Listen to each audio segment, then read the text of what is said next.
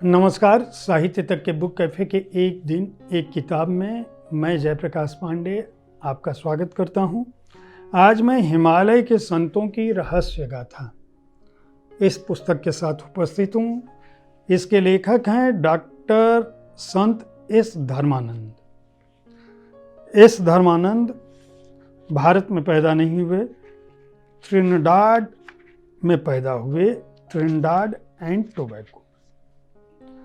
लेकिन भारतीय मूल्यों के प्रति, भारतीय संस्कृति के प्रति, भारतीय धर्म और आस्था के प्रति उनका एक अलग लगाव था जन्म से। उनके पिताजी पुजारी थे, वर्तमान में विस्कॉन्सिन शहर में रहते हैं। यह पुस्तक अंग्रेजी में लिखी गई। आशा नयाल ने इसका अनुवाद किया। आशा नयाल लाइफ पॉजिटिव पत्रिका से जुड़ी रही, हिंदी विभाग में संपादक थी, सहयोगी संपादक, और अनुवादक के रूप में उन्होंने ढेर सारी आध्यात्मिक पुस्तकों की चर्चा की। संत धर्मानंद ने इस पुस्तक में अपने भारतीय लगाव का जिक्र किया। उनका कहना है कि उनके जीवन में जो संत पुरुष आए, हिमालय से जुड़े हुए जो साधु संत आए, उनके जो गुरु जीवन में आए, सत्य साईं बाबा से लेकर उन्होंने दूसरे संतों महात्माओं के अनुयायियों को, भक्तों को अपने जीवन में जो देखा, प्रार्थना का क्या महत्व है, हिमालय के जो मशीनरी हैं उनका क्या महत्व है, चमत्कार को नमस्कार की क्या स्थितियां हैं, इस तरह से उन्होंने अलग अलग अध्याय में अलग अलग लोगों के जीवन अनुभवों को जोड़ा है। उनका कहना है कि 4 वर्ष की उम्र में उनको सूक्ष्म जगत के बारे में समझ में आ गई थी बातें। उनका कहना था कि आकस्मिक भेंट उनकी हुई। आध्यात्म और धर्म उनके जीवन में पहले से था और उनको ये पता था कि अंततः एक समय ऐसा आएगा कि वह भारत और भारतीय संतों से मिलेंगे। उनका कहना है कि जब वो 4 साल के थे, उन्होंने अपनी माँ का पैर पकड़ लिया और माँ का पैर पकड़ के कहा कि मुझे अपने घर जाना है। उनकी माँ ने सोचा कि ये तो घर में ही है बच्चा, ये ऐसा क्यों कर रहा है।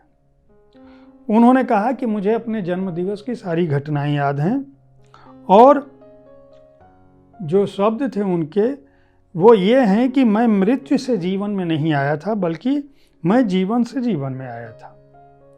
और उसके बाद उन्होंने वर्षों इस बात की प्रतीक्षा की कि उनके जीवन में जो भारतीय संस्कृति से जुड़े हुए धार्मिक महापुरुष हैं, जो योग साधना से जुड़े हुए लोग हैं, जो भक्ति मार्ग के लोग हैं, वे लोग कैसे मिले। उन्होंने इसमें अपनी बचपन के उन अनुभवों को, बड़े होने के अनुभवों को, अपने विद्यालय जीवन को, किस तरह से एक बार परीक्षा के दौरान उनको कोई अर्थ नहीं सूझ रहा था और उन्होंने ईश्वर की आराधना की, उनको वो कहानियाँ, मतलब वो सारे उत्तर आने लगे।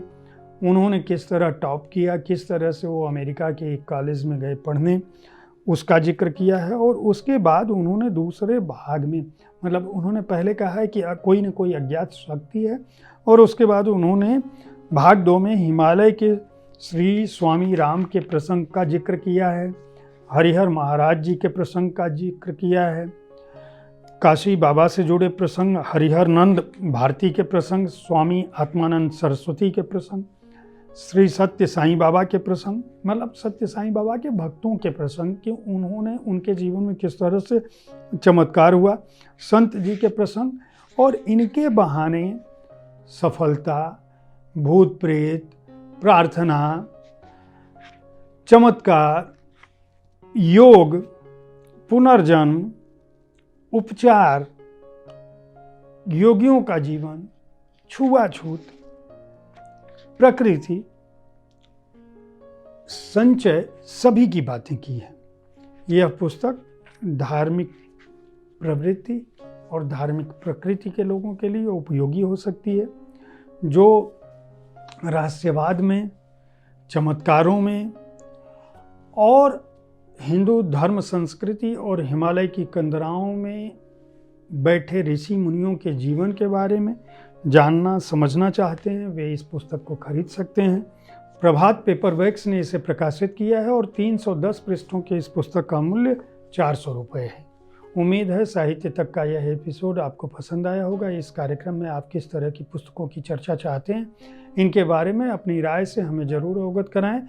आपकी राय से हमें अच्छी पुस्तकें चयन करने में सुविधा होती है। अगर आप प्रकाशक हैं तो अपनी पुस्तकें 2 प्रतियों में हमें भेजना न भूलें। हमारी कोशिश होती है कि नए से नए और स्थापित प्रकाशक के प्रकाशनों को अपने कार्यक्रम में जगह दें। धन्यवाद।